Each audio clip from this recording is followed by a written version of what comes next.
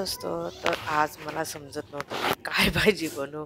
म्हणून मग मी आज ना वेगळं नवीन पद्धतीची भाजी बनवते. इथं मी खूप कांदे घेतले. जवळजवळ हे 2-3 कांदे असतील ते कापून घेतले. तर त्याच्यानंतर मी कढई ठेवली.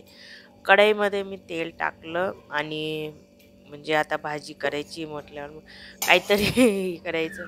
तर मग कांद्याची भाजी बनवते, दहीची भाजी. तर इथं मी तेल टाकलं, तेल गरम होऊ देईल आणि त्यानंतर मग मी तेल चांगलं गरम होऊ देईल. नंतर मग राई टाकेल. राई नंतर मग जिरं जिरं वगैरे टाकेल. जिरं बी चांगलं हे होऊ देईल, कळसू देईल आणि त्यानंतर मग आपण लसूण वगैरे टाकायचं. तुम्ही लसूण टाकायचं असेल तर तुम्ही टाकू शकता, नाही टाकलं तरी चालेल.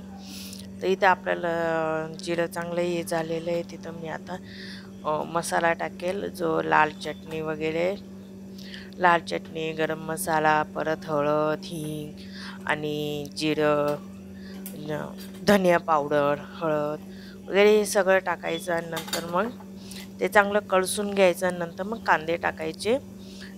कांदे बी चांगले कळसू द्यायचे आणि बेस्ट भाजी आहे. अगर घरात काही भाजीपाला नसला, भाजी नसली आणि समजत नसेल तर काय भाजी करायची, तर ही बेस्ट भाजी आहे. खूप छान लागते, खूप टेस्टी लागते आणि तुम्ही चटणी म्हणून बी खाऊ शकता. खूप छान लागते. मला तर खूप आवडली.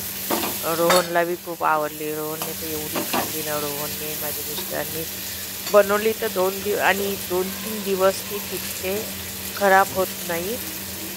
नंतर मग मी मीठ टाकलं. मीठ पण चांगलं कळसून घ्यायचं मीठ टाकून आणि नंतर मग शेवटी दही टाकायची, कारण ते दही ना फाटून जाते. म्हणून मग गॅस कमी करायचा आणि मग दही टाकायची. दही चांगली फेटून घ्यायची मस्तपैकी आणि वाटलं तर तुम्ही मिक्सरमधून एक हे करून घ्यायचं. पण मी इथं फेटले वगैरे काहीच नाही. मी अशीच डायरेक्ट टाकते आणि त्यानंतर मग दही गॅस कमी करून मग दही टाकायची कधी बी. मी तर दही ना थोडीशी फेटली वगैरे काहीच नाही, अशी राहू दिली, कारण मला अशीच पाहिजे होती. थोडेसे दाणे दाणे असले का खूप छान लागते. म्हणजे मला खूप आवडते तसे, म्हणून मी तशीच टाकते आणि थोडे थोडे दाणे असले कधी दहीचे आणि ते तोंडात येते ना, मस्त लागते. खूप छान लागतं ना, मस्त.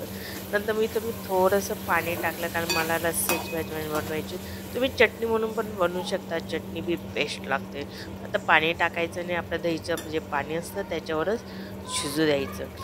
इथं थोडंसं मी पाणी टाकल्यानंतर मस्तपैकी शिजू द्यायचं झाकण लावून आणि 15-20 मिनिटात ती होऊन जाते. बघा मी हे बघा माझी मस्तपैकी झाली.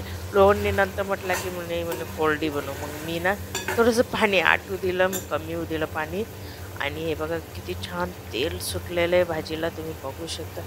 एकदम मस्त भाजी झाली होती. खूप टेस्ट भाजी झाली होती आणि आमच्या घरात सगळ्यांना आवडली. माझे मिस्टर तर म्हटले परत एकदा कर. तर ही दहीची भाजी तुम्हाला कशी वाटली मला कमेंट करून नक्की सांगा. आवडली असेल तर लाईक, शेअर आणि सबस्क्राईब नक्की करा. पुन्हा भेटूया पुढच्या व्हिडिओमध्ये. तोपर्यंत बाय. श्री स्वामी समर्थ.